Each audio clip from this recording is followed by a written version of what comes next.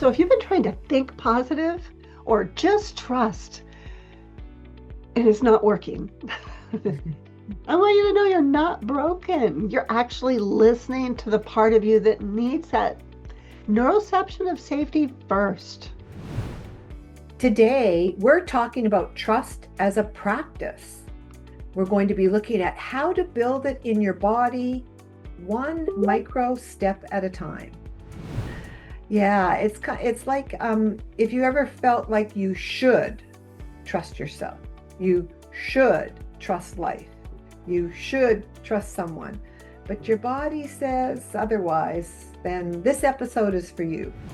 And that becomes evidence to the body. And that's the way that we build those trust muscles within, from the inside out, through that repetition, through even pacing. So my pace can be extremely slow at times, and other times it's like lickety split. But it's really important to pace ourselves to our body, our nervous system, rather than to our conditioned mind. And take time to rest and take time to repair when we need to.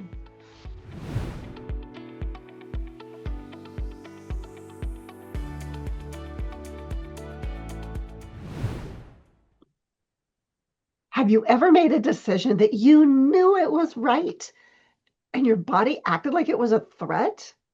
It's like your mind says, yes, and your nervous system says, absolutely not. And that's the thing most people don't get. Trust isn't something you can bully yourself into. Trust is something your body learns through experience. So if you've been trying to think positive or just trust, it is not working. I want you to know you're not broken. You're actually listening to the part of you that needs that neuroception of safety first. Today, we're talking about trust as a practice. We're going to be looking at how to build it in your body, one micro step at a time. So welcome back to the Healing You Method. I'm Gloria Lybecker, and I'm here with my lovely co-host, Gail Donohue. And today we're exploring something that touches every part of healing. We're going to be looking at relationships, creativity, boundaries, and how we make choices. Yeah, trust, but not the kind that's a spiritual bypass, not just believe harder. We're talking about trust when your nervous system doesn't quite believe you yet, that kind of trust. Yeah. Yeah, it's like if you ever felt like you should trust yourself, you should trust life, you should trust someone, but your body says otherwise, then this episode is for you. And as always, take what resonates and leave what doesn't. And notice what your body is telling you as we go along. Right. Okay, so let's define trust the way the nervous system understands it. And for the nervous system, it's trust is I can stay present with what's happening and whatever's happening around me and still remain safe enough inside of myself. Yeah. And I want to name this that people sometimes confuse trust with certainty. Mm. But in my experience, trust often begins as a willingness. I've been really experimenting with this lately, but it's a willingness to take just one step and then let the body register that I've taken that step and recognize that I survived that step. Yes, so true. And when people say I don't trust myself, a lot of times is what is really what they might be meaning there is my body is carrying memories of what happened when I tried to trust before. Exactly. This has been my life lately for sure. Trust isn't a decision.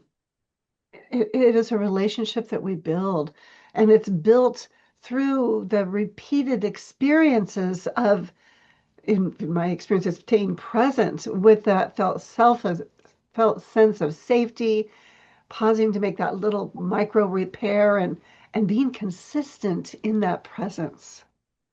Yes. Yeah, and as you describe that about safety, repair, and consistency, it's really about, learning in the relationship Yeah. about trust.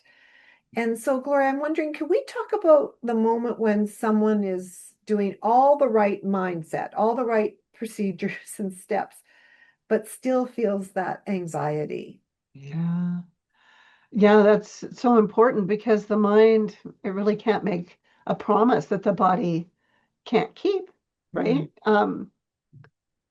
And the body's needing the experience. It's as if it's saying, well, show me, don't tell me. And that's a good practice in any relationship. But the yeah. reality is that our nervous system is designed for protection.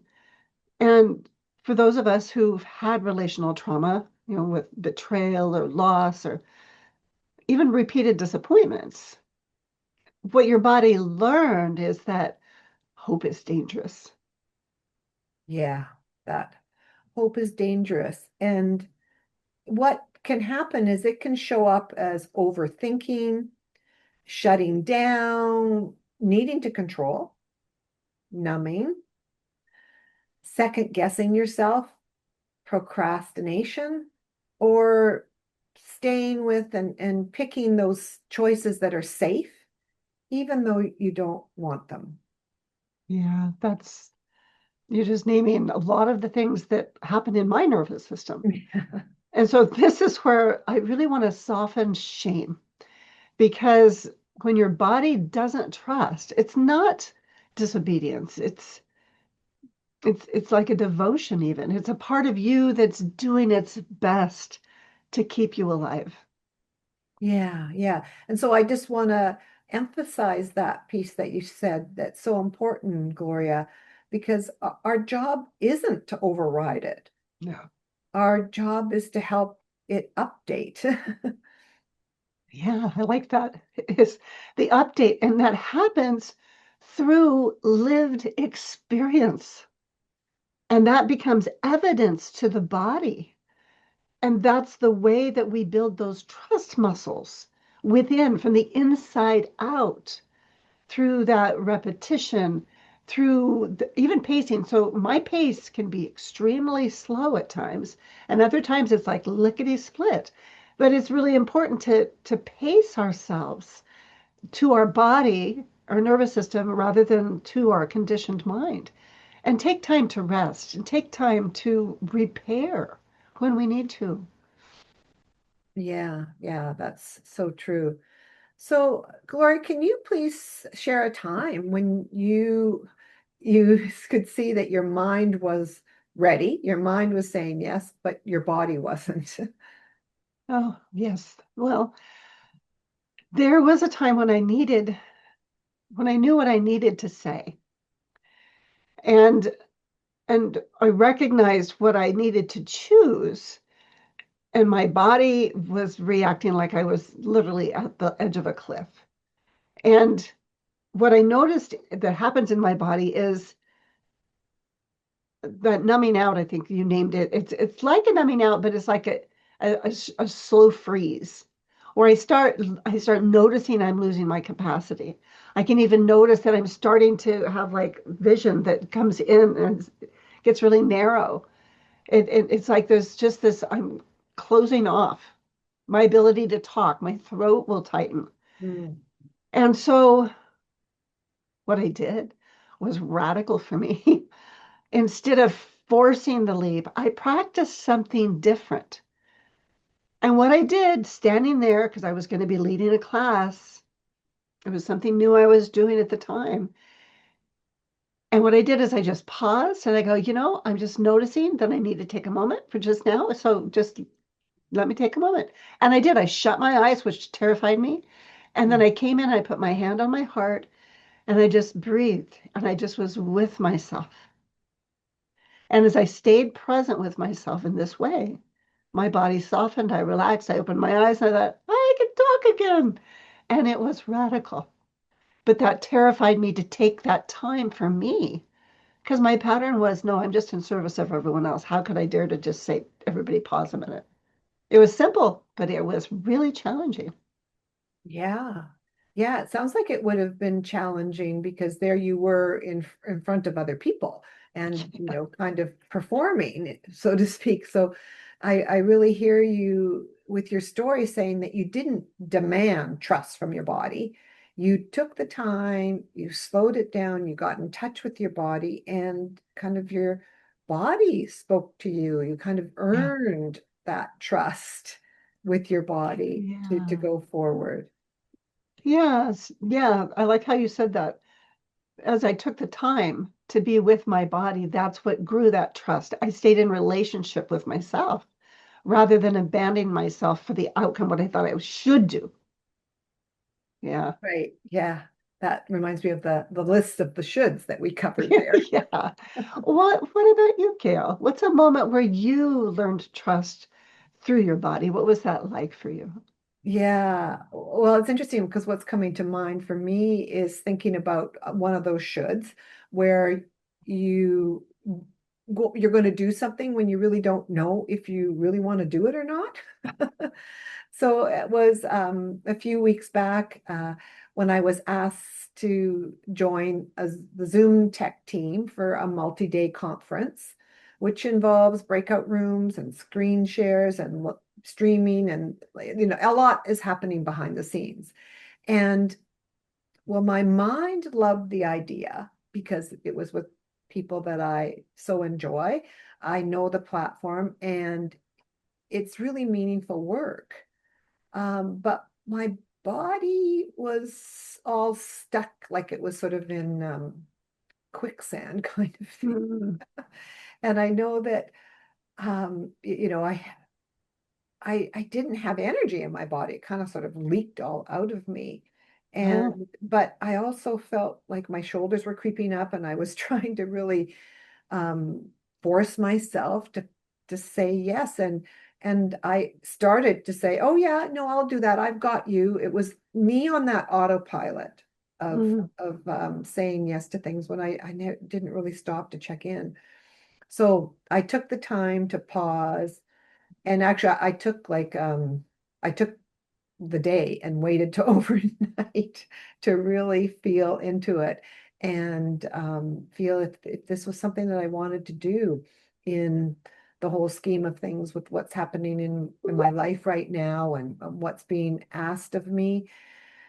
And so I came to realize that I didn't have it wasn't there. There wasn't a match with my body and my mind. And so this was again like really different for me to really listen to my body and not say that immediate yes. So I Yeah.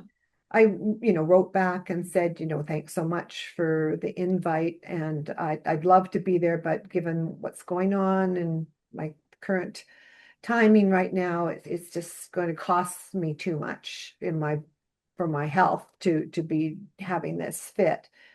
And I felt so much better afterwards. It was unbelievable how much my body relaxed. And then it was really, really sweet because the organizer wrote back and said, thanks for your clarity and getting back to us so quickly. We know what we can do to go forward. And then they also said, do you want to keep involved so that you know what we're building and what we're growing, just to know what we're doing here with no requirement of coming to meetings, but just hearing the result of our discussions and our summaries. And I went, wow, yeah, that feels like so right because gave me a chance to still be involved, but not Hmm. have that huge commitment that was going to be too much for me. Well, so what I'm hearing in that, and I really love how you took the time, you took the whole day even to sleep on it overnight, Yeah. to really be doing this check-in with your body, recognizing a pattern that came from a should that operated your system for years, and how you recognized, oh, this is my mind recognizing all these things that I have the ability to do, but is this mine to do? And is the timing looking at your whole life rather than, oh, I can do this, just do it, just say yes. Yeah, and exactly. taking that time. And you went even a step further in the communication. You really stayed not only relational with your body, you allowed your body's needs to matter enough to share them. And that there was an honoring that came back from that. Where Yeah, now you still have the connection, and it's even a sweet connection that's opened up and is flowered in a new way that your body's like, oh yes, yes, that's a yes. yeah, exactly. Yeah, it Yeah, created a whole different scenario that I had never experienced before. So it was really lovely. that is lovely. Yeah. Yeah. Wow. So let's give people a practice they can do this week. This is one that we call the trust ladder. And so it's about building trust in those micro rungs, imagine that. Yeah. Because the nervous system, it doesn't climb and take big leaps. It has to go one step at a time, checking out Yeah. safety all the time. Yeah, so the first step is to name what your body is doing without the story.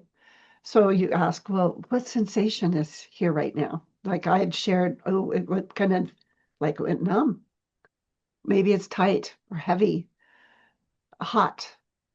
And it's not about making an interpretation, it's really staying present with the sensation.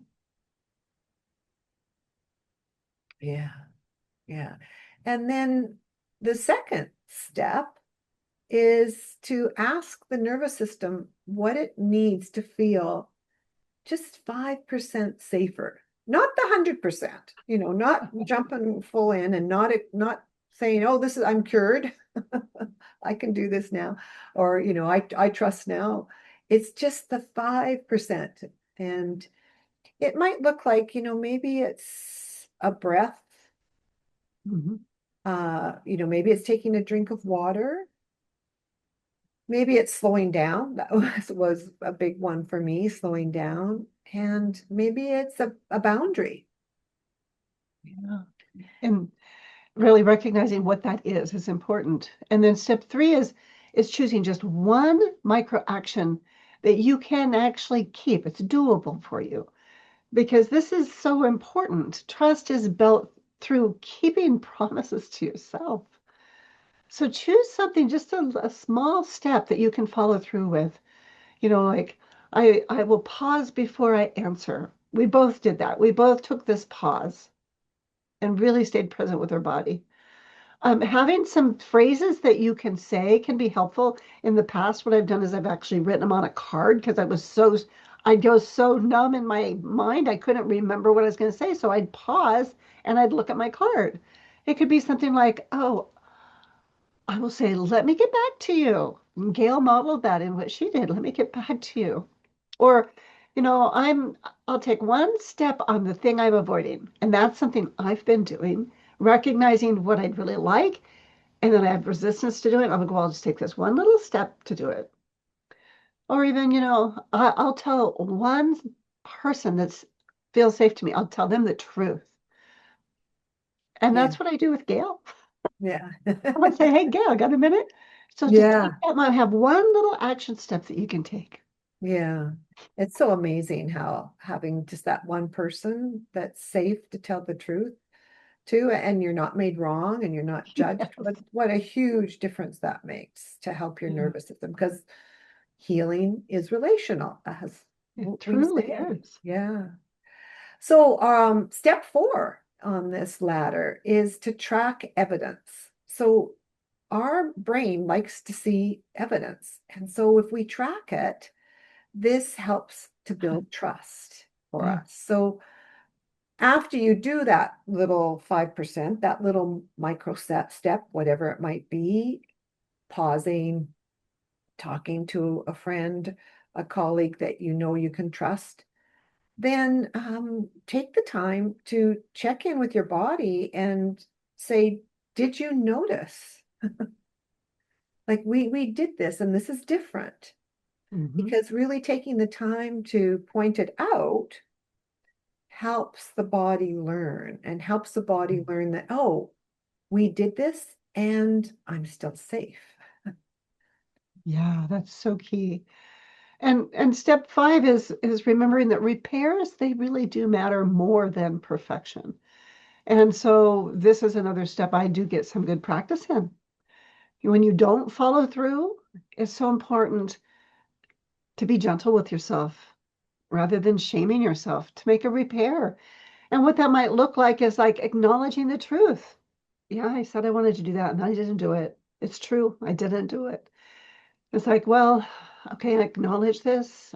I notice what that's like in my body, and I'm here anyway. And I do this a lot. I put my hand on my heart, on my chest, and I just take a breath and I just take time for that introception to really notice what it's like to be me.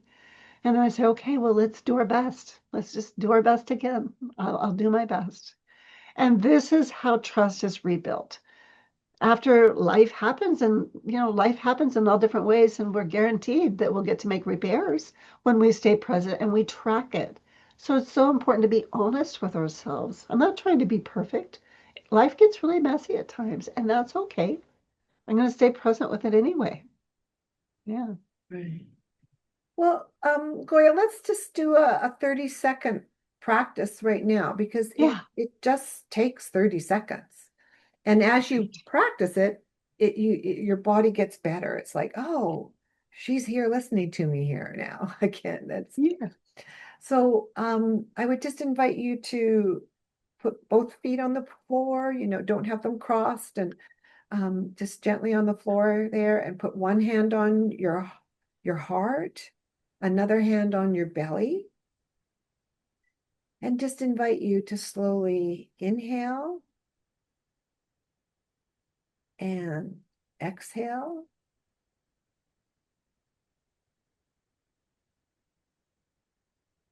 Mm. And inhale again and exhale. And just check in. Do you notice a tiny softening anywhere? Maybe in your jaw or in your forehead or on your shoulders and your chest. Just notice that tiny softening there. Mm. I noticed it between my shoulder blades, which was quite lovely, actually. Yeah, and I want to also acknowledge that when we take the 30 seconds, when I close my eyes, I go to a different place than when I keep them open. And yet there's not always time to close your eyes.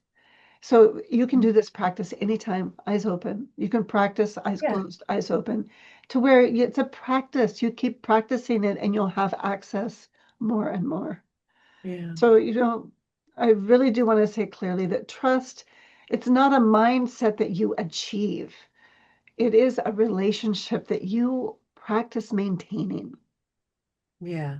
And it's a relationship with yourself and then with other people and then with life. Yeah. It's so important that we are not erased out of the picture. It's Okay. we need to have that trust with ourselves. Yeah. Yeah. And if you grew up in life where there were just lots of ruptures and not much repair, then your body anticipates the drop. I know that's what my body, it was like, okay, when's the drop happening? And so the healing isn't to stop feeling that, because that's what I tried to do. What it is the healing is creating enough consistent repair and staying present with your body, with what it's like to be you, that you actually begin to anticipate something new being caught. Yeah. Yeah. And it's really what makes trust a practice, because we have to do it by teaching ourselves about it because we didn't learn it in some of our upbringings and in our family situations. It's built through how you return to yourself again and again and again. Yeah. And this may resonate with you also if you've been thinking, why can't I just trust? Because trust, it's not a command. Again, it's a practice. We earn the trust, or we develop the trust. We develop those pathways of trust through experiences of being safe, of being consistent and of staying present. Yeah. So let's just recap the core points that we've shared today in this episode. One is trust is built in the body. It's not forced in the mind. And the second one, your nervous system isn't wrong. It's protecting you. And micro steps create evidence. And if we keep our promises with our bodies, we build self-trust. Mm. And the last one, repair builds trust faster than perfection. There we go. Perfection. Nicely done. So if you're listening and you're realizing that you've been trying to force trust, simply notice that. The power of noticing that is enormous. And let that be your first rung, because awareness is the beginning of trust. Yeah, yeah. And so thank you so much for being with us on the Healing You Method. If this episode supported you, we'd invite you to share it with someone who's trying to trust themselves again. And we also invite you to subscribe so you don't miss what's coming next. Yes, because next week on the Healing You Method, I'm sharing the story behind my new song release, Safely Visible. It's around how fear becomes wisdom in action and how the bear inside actually becomes a guardian. Yeah, I'm excited about this, Gloria. Your song and the metaphor is so powerful, and so we can't wait to bring you into that story. So until then, be gentle with your nervous system and keep taking the next true step. We'll see you next time.